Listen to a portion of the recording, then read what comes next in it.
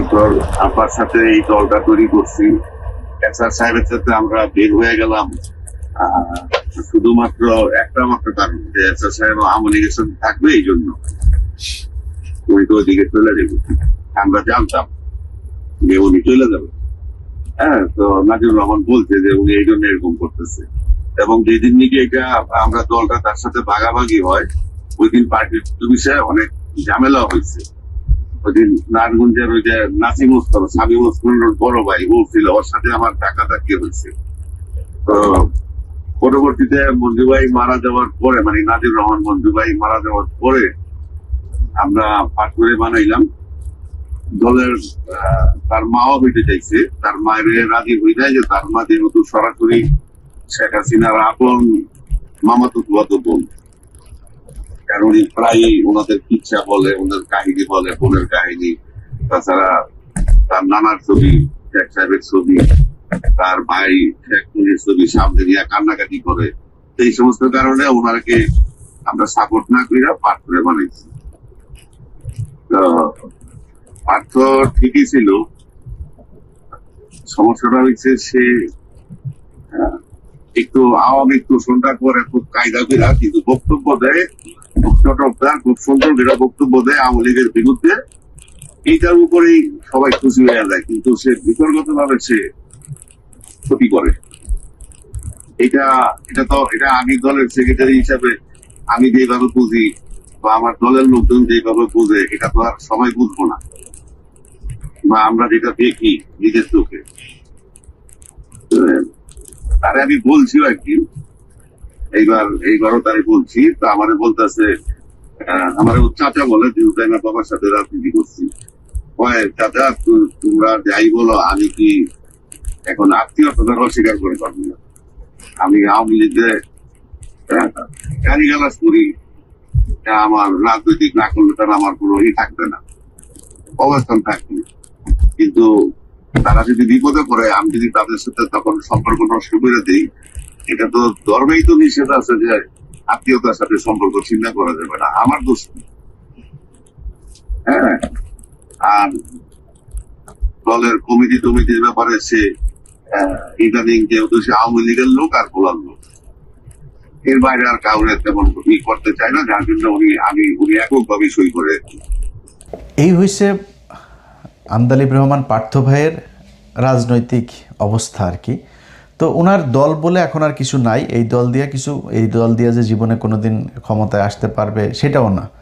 আবার কারোর সাথে কোয়ালিশন না করলে যে কোথাও এমপি হইতে পারবে, ওইটাও আমার মনে হয় না যে কখনো সম্ভব। এই কারণে উনি বিএনপিকে পুরো ওন করে তারপরে বিএনপির হয়ে উনি জামাতের বিরুদ্ধে সর্বোচ্চ ম্যাক্সিমাম অ্যাটাক করেছেন। ম্যাক্সিমাম অ্যাটাকের মানে শেষ মাত্রাটা কোনটা? জামাত ইসলাম নাকি কবে বলেছেন যে সংবিধান ছুঁড়ে ফেলে দেওয়ার কথা। আমি শুনি না জামাত ইসলামের কে এই কথা বলেছেন, ইভেন ওনারা মনে হয় এটা বলেও নাই। যেটা চায় এই সংবিধান আমরা চাই না, এই সংবিধান সংশোধন হোক, রিপ্লেসমেন্ট হোক, আর যেটাই হোক, এটা জামাত ইসলাম চায়, আমরাও চাই, দেশের মানুষ সবাই চায়, ইভেন বিএনপির মানুষও চায়। এখন উনি বলেন যে যারা এটা ছুঁড়ে ফেলতে চায় তাদের কি মনে হয় ৭১-এর সেই হেরে যাওয়ার সেই দলিল এই কারণে ছুঁড়ে ফেলতে চান? এই যে বক্তব্যটা উনি দিয়েছেন, এটা সবচেয়ে একদম এক্সট্রিম লেভেলের একটা অ্যাটাক করেছেন জামাত ইসলামকে। কিন্তু এই অ্যাটাকটা তো উনি জামাত ইসলামকে করেন নাই। আপনারা এই বক্তব্যটা সবাই শুনেছেন খালেদা জিয়ার, যে খালেদা জিয়া বলে গিয়েছিলেন যে যদি ক্ষমতায় আসেন তাহলে তিনি এই সংবিধান ছুঁড়ে ফেলবেন। এই সংবিধান হলো আওয়ামী লীগের একটি ইশতেহার। এই সংবিধানকে সেই দিন জনগণের সরকার আসবে, সেই দিন এই সংবিধানকে ছুঁড়ে ফেলে দেওয়া হবে। এই সংবিধান তাইলে এখন বলেন আপনি, আন্দালিব রহমান পার্থ এটা কি খালেদা জিয়াকে বলেছেন না জামাত ইসলামকে বলেছেন? কারণ আওয়ামী লীগ মনে করে খালেদা জিয়া, জিয়াউর রহমান এরা সবাই পাকিস্তানের লোক, পাকিস্তানের এজেন্ট ছিল, রাজাকার ছিল, পাকিস্তানের হয়ে বাংলাদেশের মানুষের বিরুদ্ধে যুদ্ধ করেছে। এটা শেখ হাসিনা বহুবার বলেছে, খালেদা জিয়া হলো পেয়ারে পাকিস্তান টাকিস্তান এগুলো বলে কথা বলেছে, এটা আপনারা শুনেছেন অনেকেই। आए मेरे जान प्यारे मान आंखों की तारा आसमान की चांद मेरे जान পাকিস্তান, এ হলো খালেদা জিয়ার কথা। বিএনপির হৃদয় তো থাকে পাকিস্তান, তাদের মনেই আছে পাকিস্তান, দিল মে হায় প্যারে পাকিস্তান। এইসব কারণেই এই যে পাকিস্তানের পন্থী এগুলো বলার কারণে কিন্তু আজকে পর্যন্ত এই মুক্তিযুদ্ধের বিষয় নিয়ে খালেদা জিয়া এবং হাসিনা এই যে জুলাইয়ের যে আন্দোলন হইল, 15 বছরের যে স্বৈরশাসন, এগুলো সব কিন্তু এই মুক্তিযুদ্ধের এগুলোকে কেন্দ্র করে। এবং আন্দালিব রহমান পার্থ আবারও ফের সেই 71 নিয়ে এখানে খোঁচাটা দিলেন। তিনি যেটা করেছেন এটা আমি মনে করি জামাত ইসলামকে এর চাইতে বেশি বড় অ্যাটাক করে কথা বলার, আমি জানি না জামাত ইসলামের কেউ কোনো দিন সংসদের দ্বারা আন্দালিব রহমান পার্থকে বা সরাসরি দেখা হইলেও বলেছে কিনা, কিন্তু আন্দালিব রহমান পার্থকে এই অ্যাটাকটা করতে হয়েছে কারণ ওনাকে তারেক রহমানের সাথে বিএনপির সাথে এমন খাতির দিতে হবে অ্যাজ ইফ এটা মনে হয় যে আন্দালিব রহমান পার্থ মানে বিএনপির বিশাল বড় একজন শুভাকাঙ্ক্ষী, এই কারণে তারা তেলবাজি করে ওইখানে যাইতে হবে, এই জন্যই সে এটা করেছেন। এখন আমার কথা হলো যে যেই সংবিধান নিয়ে আপনি মানে যেই বিষয়টা নিয়ে আলোচনা যে এই জুলাই সনদ, এটা বিএনপির কেউই চায় না। ওনার বক্তব্যে উনি বলেছেন যে বিএনপিও এটা চায়, তারা জামাত ইসলাম এমনভাবে কথা বলে আমাদেরকে জুলাইয়ের বিপক্ষ প্রতিদ্বন্দ্বী হিসাবে আমাদেরকে দাঁড় করিয়েছে, বা এটা জামাত ইসলাম দাঁড় করায় নাই। আপনি যে বিএনপির হয়ে কথা বলতে চাচ্ছেন, বিএনপি শাস্তে চাচ্ছেন, আপনার সেই বিএনপি এই কাজ করেছে। কি কি করেছে একটা একটা করে বলি। নির্বাচনের আগে ভারতীয় পত্রিকা আনন্দবাজার থেকে শুরু করে NDTV, India today, Indian express, Times, এরা সবাই কি বলেছে যে তারেক রহমান ভারতের সাথে কথা বলে এসেছে এবং তাদেরকে সেই নিশ্চয়তা দিয়ে এসেছে যে তারেক রহমান বাংলাদেশে গেলে হাসিনার রাজনীতি আবার আওয়ামী লীগকে স্বাভাবিক রাজনীতি করতে দিবে, হাসিনার বিরুদ্ধে সব মামলা তুলে নিবে। এটা যে ওদের পত্রিকা বলেছে সেইটা না, খালি দলের মহাসচিব থেকে শুরু করে অনেক নেতা এই কথা বলেছেন, আওয়ামী লীগের কোনো মামলা রাখা হবে না, আওয়ামী লীগ বিএনপি ভাই ভাই, আওয়ামী লীগের লোকজন সব বিএনপিকে ভোট দেখ, এই কথা আপনারা প্রকাশ্যে নির্বাচনের ক্যাম্পেইনের সময় বলেছেন। নির্বাচন শেষ হয়েছে, প্রথম বক্তব্য সালাউদ্দিন আহমেদের, আমরা এই সংস্কার গণপরিষদের যেই শপথ এইটা আমরা নিব না। হ্যাঁ ভোট না ভোট দিল বাংলাদেশের 80% মানুষ, হ্যাঁ পক্ষে ভোট দিল। সালাউদ্দিন সাহেব বলে দিলেন এইটা হ্যাঁ ভোট না ভোট এগুলি কোনো বিষয়, জুলাই সনদ টনদ এগুলো, কয়েকজন এমপিও বলেছেন এই কথা। সালাউদ্দিন আহমেদ অফিসিয়ালি বক্তব্য দিলেন, যদি এইটা হয় ওইটা হয়, শিলং থেকে এই মেয়ে এনে দেয়, শিলংয়ে আমার আগে যে মদ খাইতে দিত সেই ব্র্যান্ডের মদ দেওয়া হয়, তারপরে শিলংয়ে যাওয়ার আগে যে মাগি নিয়ে আমি ধরা খেয়েছিলাম সেই মাগিকে যদি আমার সাথে নিয়মিত আসতে দেওয়া হয়, এইভাবে আমাকে যদি এগুলি করতে দেয়, নানান হয় টয়ের পরে যদি হয় তাহলে হতেও পারে। সালাউদ্দিনের বক্তব্য এটা।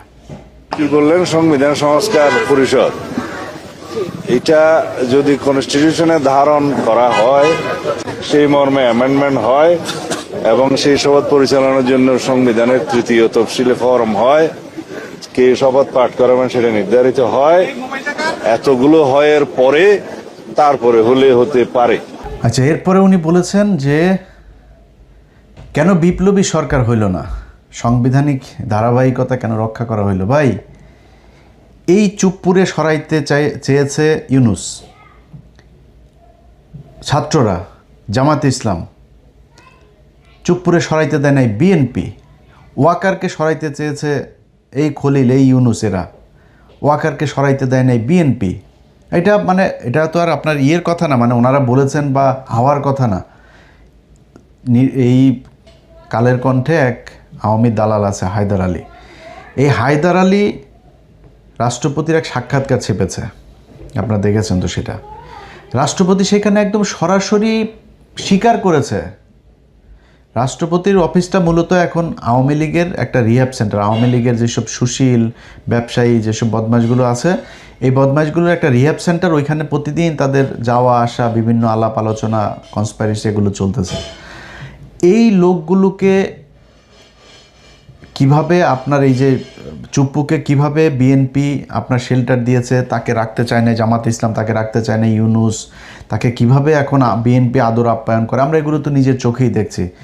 এই যে ওয়াকার, তাকে রাখতে চায় না এই ছাত্ররা, বিএনপি তাকে রাখতে চেয়েছে। তারপরে বিপ্লবী সরকার করতে চেয়েছে, বিএনপি হইতে জাতীয় সরকারে যায় নাই, বিপ্লবী তো না জাতীয় সরকার, বিএনপি জাতীয় সরকারে রাজি হয় নাই। তো এগুলো তো ওপেন সিক্রেট। আপনি জানেন না বিএনপিকে কেন সন্দেহের চোখে দেখা হয়?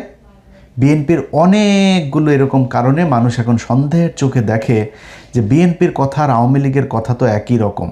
ওগুলি সব যদি বাদও দেন, নির্বাচনের পরে কতগুলো আওয়ামী লীগের নেতা জামিনে মুক্তি পেয়েছে।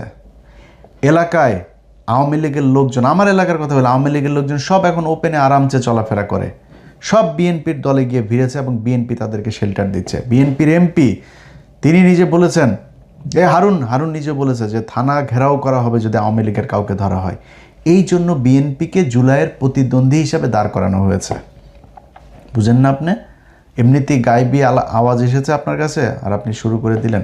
মূলত আপনি জানেন, আপনি কিন্তু কথারে মানে টকশো করার জন্য আপনি অনেক এক্সপার্ট, আপনি এই কথার এগেনস্টে কি বলতে হবে সেটা আপনি খুব ভালো করে জানেন, কিন্তু বলেন নাই। না বলে এই যে আজকে টেবিল চাপড়াইছে না বিএনপির অশিক্ষিত কিছু লোকজন, এদের এই চাপড়ানিটা খাওয়ার জন্য আর হইল গিয়া নিজে বিএনপির একটু তেল দিয়া তারপরে পদধূলি পাওয়ার জন্যই আপনি এগুলো বলেছেন। এটা আমরা বুঝি পার্থ ভাই, আপনি এত অজ্ঞানী বা এত অশিক্ষিত মূর্খ লোক না, আপনি সব বুঝেই তারপরে এগুলো করেছেন। এখন কথা হইল যে সংবিধান নিয়া যদি নাকি আপনারা মনে করেন, যেটা আপনিও আজকে যুক্তি দেখিয়েছেন, এটা সালাউদ্দিন যুক্তি দেখায়, আইনমন্ত্রীও যুক্তি দেখিয়েছে যে কি এই ধারাবাহিকতাটা করা না হলে আগে কেন বিপ্লবী সরকার করা হয় নাই, না হওয়ার কারণে আজকে এখন আমরা রাষ্ট্রপতিকে রেখে সাংবিধানিক ধারাবাহিকতা শেখ হাসিনার সংশোধনী যেটা শেষে করে দিয়ে গেল, কোথাও ছিল আপনার যে তত্ত্বাবধায়ক সরকার আসবে, অনির্বাচিত কোনো সরকার আসতে পারবে। আপনারা এখন বলবেন সালাউদ্দিন এক যুক্তি দেখিয়েছে, প্রধানমন্ত্রী পালিয়ে গিয়েছে, প্রধানমন্ত্রী পদত্যাগ করেছে, এখন আমরা কি করব? প্রধানমন্ত্রী তো বলেছে আমি পদত্যাগ করি নাই, এখন আপনি কই যাবেন? কথার কথা, আমার বিশ্বাস শেখ হাসিনা অধ্যায় বাংলাদেশে শেষ। আওয়ামী লীগ বাংলাদেশে আবার আসবে, হয়তো জাতীয় পার্টি হয়ে তারপরে আসবে। এর বাইরে আর কোনো রাস্তা আমি দেখি না। আওয়ামী লীগে যা করার এগুলি বিএনপি করে যাচ্ছে, প্রক্সি দল হিসেবে ভালোই করছে, ওনারা ভারতকেও মনে হয় সুযোগ সুবিধা ভালোই দিবে। তো এটা আমাদের আর দরকার, ভারতেরও হয়তো আর দরকার হবে না আওয়ামী লীগকে, যে কারণে আওয়ামী লীগ অধ্যায় শেষ। বাট আওয়ামী লীগ যদি মানে হাইপোথেটিক্যালি যদি বা আওয়ামী লীগ কোনো দিন কামব্যাক করে, আপনি কি মনে করেন আপনারা যেইভাবে সংবিধান একটু নাড়াচাড়া করতে চান না, রাষ্ট্রপতিকে রেখে এগুলো মানবে আওয়ামী লীগ? সব কয়টার ফাঁসি হবে, সব কয়টার বিচার হবে, একটাও বাঁচতে পারবেন না। সে তো সংবিধান করেন কেন? মানুষের জন্যই সংবিধান। আজকে হ্যাঁ ভোট না ভোটকে আপনি যেভাবে তুচ্ছ তাচ্ছিল্য করছেন, যদি এটা আসলে মেনে নেন তাহলে তো জিয়াউর রহমান অবৈধ শাসক, স্বৈর শাসক। কারণ জিয়াউর রহমান হ্যাঁ ভোট না ভোটের মাধ্যমে ক্ষমতায় এসছে, তো স্বৈর শাসক না, ও তো অবৈধ। এবং শেখ হাসিনা তো এই সংবিধানের মধ্যেই সেটাকে অবৈধ করে দিয়ে গিয়েছে। আপনার সরকার তো অবৈধ, এই জিয়াউর রহমানের সরকারটা। তো আপনি এখন এসে সে জিয়াউর রহমানের মতো করেই একটা গোজা মিল দিয়া তারপরে আপনি সরকার গঠন করে মনে করছেন যে আমরা সাংবিধানিক ধারাবাহিকতায় সরকার হয়ে গিয়েছে, এটা মনে করার কোনো কারণ নেই ভাই। জিয়াউর রহমান, আমি ওনারে পছন্দ করি, অনেক ভালো গুণ ছিল ওনার, কিন্তু ওনার জীবনে এই যে মেজর ডালিম সহ কর্নেল হুদা, তারপরে কর্নেল রশিদ, তারপরে আরও যাদেরকে লেফটেন্যান্ট কর্নেল রাশেদ, ওনাদেরকে যে দেশ থেকে বের করেছে না, বের করে যে চোর বাটপারে নিয়ে তারপরে পাশে রেখেছিল, ধান্দাবাজ, তারপরে তেলবাজ, সেগুলোই কিন্তু তাকে, এই মঞ্জু টঞ্জু এরাই কিন্তু তাকে মেরেছে, এই এরশাদরাই তাকে মেরেছে। অথচ তিনি ডালিমদেরকে বের করে দিলেন। যে কর্নেল তাহের সে জিয়াউর রহমানকে চিঠি পাঠায় তারপরে কর্নেল তাহের তাকে বার করলেন সিপাহী জনতার বিপ্লব দিয়া, সেই কর্নেল তাহেরকে জিয়াউর রহমান ফাঁসি দিয়েছে। অতএব নিজের বাবার সেই ভুলের পুনরাবৃত্তি না করে, আমরা জিয়া পরিবারকে প্রচণ্ড ভালোবাসি, বিএনপিকে নিয়ে অনেক সমালোচনা করি, তারপরেও সেই সমালোচনা কোনোদিনও সে আওয়ামী লীগের মতো হবে না। আপনাদেরকে বন্ধু ভাই মনে করে আপনাদের কাছে আবদার দাবি থাকবে যে এই সংবিধানের দোহাই না দেয়া জুলাই সনদটা বাস্তবায়ন করেন। এইখানেও যদি কোনো কিছু কাটছাট করা লাগে সেটা জামাতের সাথে, এনসিপির সাথে, মানুষের সাথে প্রয়োজনে আবার হ্যাঁ ভোট না ভোট করেন। আপনারা বলেছিলেন নির্বাচনের পরে গণভোট আবার করেন, আপনারা মানুষকে বুঝান এই ঘটনা আমরা, আপনারা এখন করেছেন যে 4টা প্রভিশন দেওয়া হয়েছে, সেখানে যদি আরও প্রভিশন আপনি যুক্ত করতে চান করেন, করে গণভোট নেন। মানুষ সেখানে আপনি অপশন রাখেন হ্যাঁ ভোট, না ভোট, মধ্যবর্তী কোনো সিদ্ধান্ত যদি থাকে, সবগুলো দিয়ে পয়েন্ট দিয়ে শুধু হ্যাঁ ভোট না ভোট একদিনে করেন, করায় তারপরে হইলেও এই সংবিধানটা ছুঁড়ে ফেলেন। এই সংবিধান শেখ মুজিবের ইন্ডিয়া থেকে নিয়ে আসা সংবিধান, এটা আমি বলি নাই ভাই, এটা ওই সময়ের যে মানবেন্দ্রলাল, তারপরে এই সুরঞ্জিত সেনগুপ্ত, এই যে আমিনুল ইসলাম এখনও জীবিত আছে, আমিনুল ইসলামরা যা জিজ্ঞেস করেন, ওর বই বাজেয়াপ্ত করেছে হাসিনা, সেই বই বিক্রি করতে দেয়নি, ওরে নানানভাবে টর্চার করেছে। আমিনুল ইসলামকে মুখ খুলতে দেন, এই যে ব্যারিস্টার আমিনুল ইসলাম, সে শেখ মুজিবের মুখের সামনে বলেছিল যে এই সংবিধান একদিন মানুষ ছুঁড়ে ফেলবে।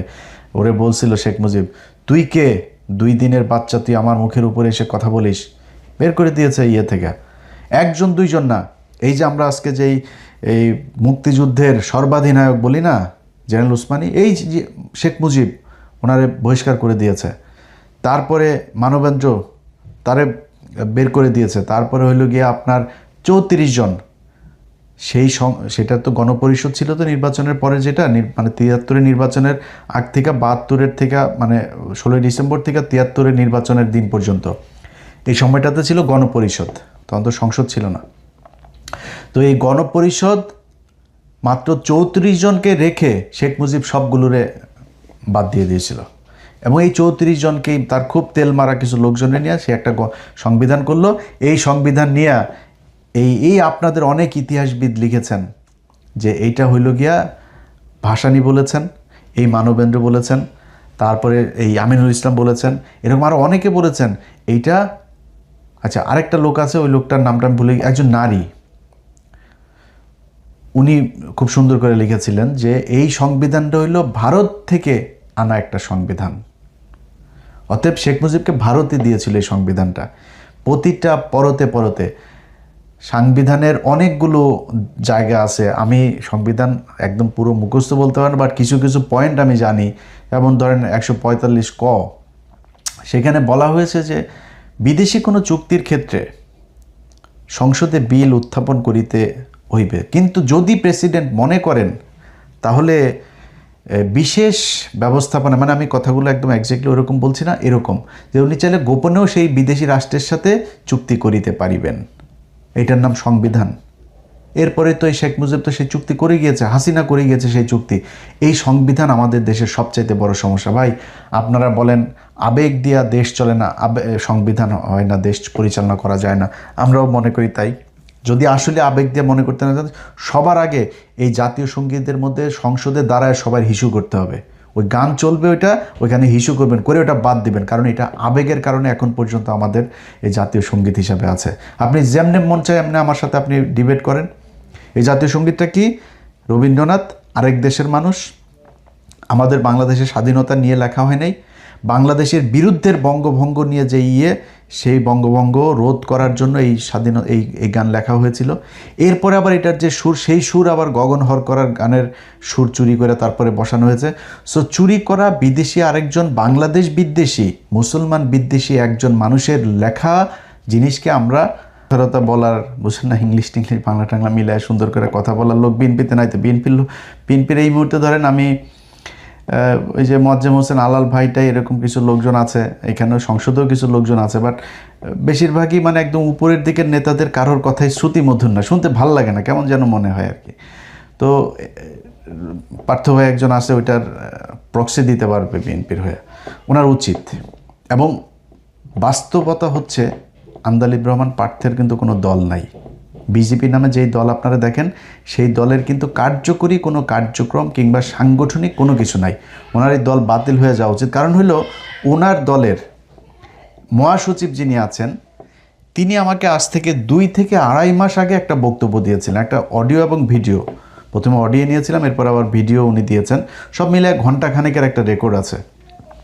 তো পার্থ ভাই যেহেতু আবার ওনারা কিন্তু আমি পুরাপুরি মানে যেই অ্যাঙ্গেলে আওয়ামী লীগকে বলতাম ওইভাবে কিন্তু পার্থ ভাই বিএনপির লোকজনের বলতে পারি না, কারণ ওনাদেরও তো একসময় পছন্দ করি, এখনও পছন্দ করি, একদম করি না তা না।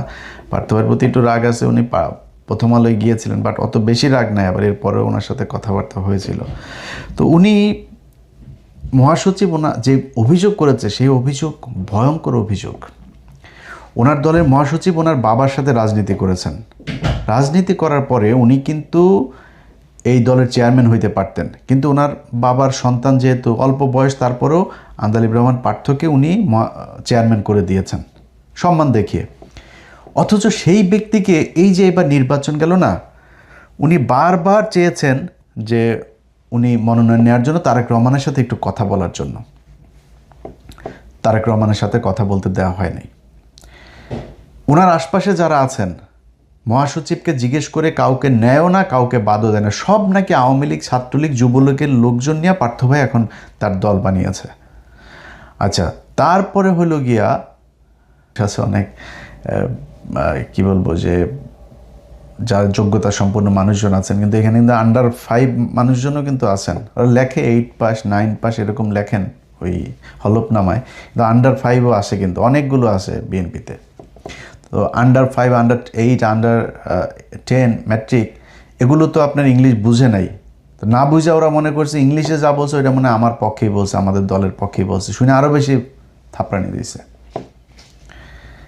কিন্তু বাস্তবতা হলো আন্দালিব রহমান পার্থ ভাই কালকে তার বক্তব্যের শুরু থেকে শেষ পর্যন্ত এক ভয়ঙ্কর সাপের খেলা দেখিয়েছেন, যেই বক্তব্যের কোনো সারমর্ম নাই, একদম পুরোটাই ভোগাজ, মিথ্যা, অপতথ্য, বিভ্রান্তিমূলক কথাবার্তা বলে গিয়েছেন।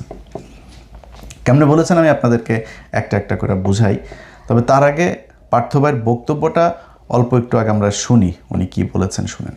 মাননীয় স্পিকার, ব্যাপারটা তো অনেক কমপ্লেক্স, একটা ইউনিক সিচুয়েশন। আমি আমার সম্মানিত বিরোধী দলের নেতাদের চোখে আবেগ দেখি, কথায় দেখি, তবে একটা জিনিস এটাও দেখি যে কেন জানি প্রথম থেকেই আমাদেরকে জুলাইয়ের বিরুদ্ধে নিয়ে যাওয়ার একটা পায়তারা দেখতে পাচ্ছি। ঠিক যেমন, ঠিক আমাকে কথা বলতে দেন। If you understand the decorum, please. আমি কেন was quiet when এটা হবে না কিন্তু। তো আমাকে আওয়ামী লীগ সরকার মনে পড়ে যায়, যে আমরা যদি কোনো কথা বলতাম যুদ্ধাপরাধের বিচার চায় না, আমরা বলতাম তেলের দাম কত, যুদ্ধাপরাধের বিচার চায় না। আমি অনেকখানি ওই অ্যাটিটিউডটা দেখতে বুঝবে। কি বলতো, বেজি আর সাপের যে যুদ্ধ, এখানে বেজি যে সাপের সাথে যুদ্ধ করে সাপ বেজিকে কামড় দেয়, তারপরেও বেজি কেন মারা যায় না, এই বেজিটা ওই যুদ্ধের মাঝখানেই সে জঙ্গলে যায়, জঙ্গলে যে একটা গাছের শিকড় খেয়ে আসে, সেই শিকড়টা খেয়ে তারপরে আবার ফেরে সে সাপের সাথেই করে, যেই কারণে সে মারা যায় না। খেলাধুলা শেষ, ওই যে ক্যাম্পাসার যিনি আসেন ওই ব্যক্তি ওই শিকড় নাকি সে জঙ্গল থেকে নিয়ে এসেছেন আজকে আমাদেরকে দেওয়ার জন্য। অল্প কিছু শিকড় আছে, সবাই হাত তুলবেন, হ্যাঁ, যে আগে হাত তুলবেন তারা পাবেন, সবাইকে দিতে পারবো না। অল্প কিছু শিকড় 2 টাকা 5 টাকা 10 টাকা ভাঙায় টাকায় নিয়ে তারপরে ভাঙা একটা গাড়ি আনতো, গাড়িতে করে ছুটতো, যাওয়ার পরে বুঝতে পারতাম বাড়িতে এসে যে এই সাপের এটা তো ভুয়া কথাবার্তা, মিথ্যা। ওই 2 টাকা 5 টাকা 10 টাকা যা গেল সবই কিন্তু ওই যে ওই জায়গায় মজা পাইলাম না। কালকে সংসদে পার্থ ভাই মূলত সেই সাপের খেলা দেখিয়েছেন। পার্থ ভাই যখন ইংলিশে কথা বলে তখন আবার বিএনপির লোকজন একটু বেশি হাততালি দেয়। It is unique, the revolution was unique, এর পরবর্তী গভর্নমেন্ট ওয়াজ পাচ্ছি। সবচেয়ে বড় কথা, we have no problem with July সনদ, আমাদের প্রবলেম প্রক্রিয়া নিয়ে। আপনারা কোন প্রক্রিয়ায় করতে চাচ্ছেন, এবং আমরা আমাদের ডিসেন্ট, নোট অফ ডিসেন্ট আগে থেকেই দেওয়া। আমাদের প্রক্রিয়া ছিল, আপনারা দেখেন, উইথ ডিউ রেসপেক্ট, একদম রেসপেক্টের সাথেই বলি, রাষ্ট্রপতির ক্ষমতা কমাতে যে আমরা প্রধানমন্ত্রী বা ক্যাবিনেটের ক্ষমতা অনেকাংশে বাড়িয়ে দিয়েছি। দ্যাট ইজ দ্য ইস্যু, আর তো কিছু ছিল না। এই কারণেও আমরা আমাদের কনস্টিটিউশনাল ফ্রেমওয়ার্ক রিয়েলাইজ করেছি উই নিড চেঞ্জ।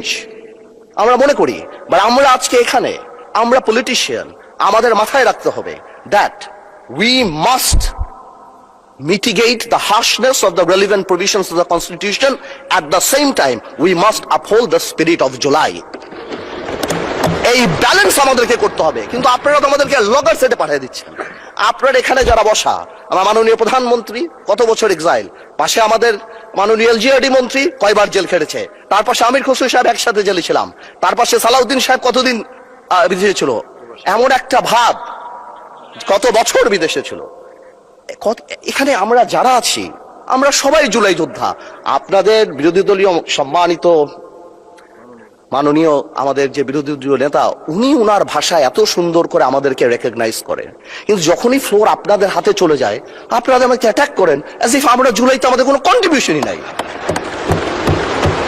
একদিন এক ভাই দাঁড়িয়ে বলল, গতকালকে সম্মানিত সংসদ সদস্য দাঁড়িয়ে বলল যে আমাদের এখান থেকে বলা হয়েছে এই আন্দোলনের সাথে আমাদের সম্পৃক্ততা নাই। অফকোর্স আমরা এই কথা বলেছি, because it was politically correct. We never wanted to give it a political face. আমরা চাচ্ছিলাম ছাত্র আন্দোলন বা যেই কোটা আন্দোলন হচ্ছিল এভাবে যাক। এই রেভলিউশনকে আমরা শ্রদ্ধা করি। 17 বছর আমরা কষ্ট করেছি, এখানে আমার ভাইয়েরা অনেক বেশি কষ্ট করেছে। আমরা জেলে গিয়েছি, আন্দোলনে ছিলাম, 20 দলে ছিলাম, 4 দলে ছিলাম অনেক আগে থেকে। আমরা চাই না, কিন্তু এই যে একটা প্রক্রিয়া, সংবিধানকে ছুঁড়ে ফেলে দাও, সংবিধানকে ছুঁড়ে ফেলে দাও। সংবিধানকে ছুঁড়ে ফেলবো কেন? সংবিধানকে মনে করায় দেয় যেটা 71-এর পরাজয়ের দলিল। আমি সংবিধান কেন ছুঁড়ে ফেলে দেব? এই সংবিধান দিলে গাত্রদাহ কেন হবে? এত গায়ে লাগবে কেন? If I don't like it, there are relevant provisions within the constitution যে আমি পরিবর্তন করতে পারি। আমার দরকার কি যে আমি এটাকে ছুঁড়ে ফেলে দেব? পার্থ ভাইয়ের পুরো বক্তব্যের আপনারা যারা শুনেছেন, এটার আরও বড় আছে, দেখে নিন আপনারা ইউটিউব থেকে।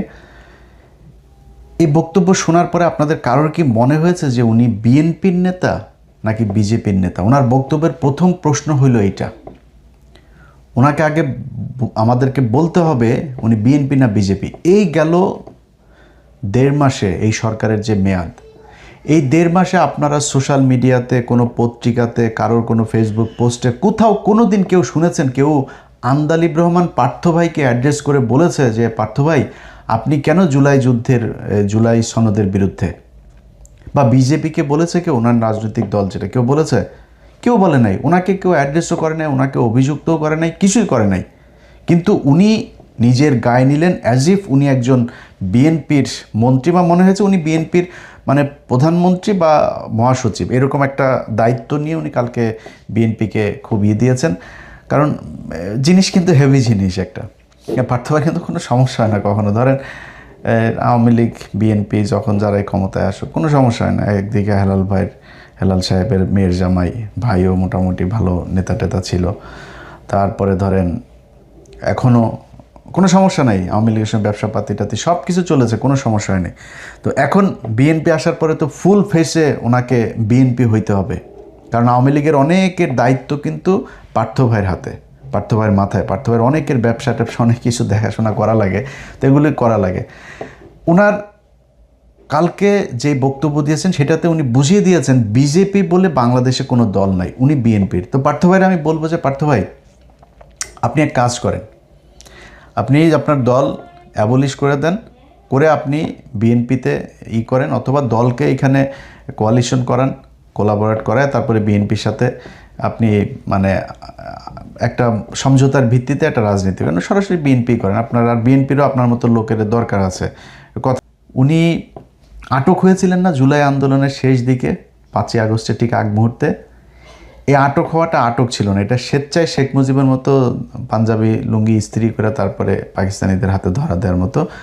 হারুনুর রশিদ হাউন আঙ্কেলকে নাকি মহাসচিব পাশে ছিলেন, তিনি নিজে ফোন দিয়ে হাউন আঙ্কেলকে তখন তো জানে না যে হাসিনা যে পলায় টলায় যাবে, হারুন ভাই আমারে লোক পাঠান, আমারে নিয়ে যান, আমারে যদি এখন না নেন তাহলে এটা সবাই খুব ফিসি মনে হবে, সবাই বুঝে যাবে যে এটা আমি আসলে কাদের লোক, তো আমারে নিয়ে যান। এতক্ষণ যা বললাম না ওনার দলের ব্যাপারে, এই কথাগুলো আমার না, ওনার লম্বা বক্তব্য। আমি ওইখান থেকে আপনার 2-1 মিনিটের একটু বক্তব্য শোনাই। ওনার মহাসচিব যে কথাগুলো বলেছে ওই মহাসচিবের বক্তব্যে এই কথাগুলো আছে, আমি নিজের থেকে কিছু বানায় বলি নাই।